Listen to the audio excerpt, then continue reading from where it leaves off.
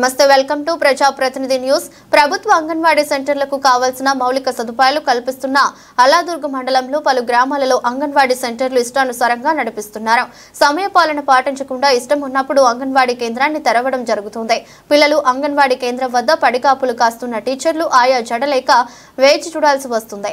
గతంలో కూడా పలుమార్లు వార్త రాసిన ఐసిడిఎస్ ఆఫీసర్ తనిఖీలు లేకపోవడం వల్ల ఇలాంటి సంఘటనలు చాలా అంగన్వాడీ కేంద్రంలో జరుగుతున్నాయి। కావున ఇప్పటికైనా జిల్లా అధికారులు స్పందించి పనిచేయని వారిపై చర్య తీసుకోవాలని కోరుతున్నారు।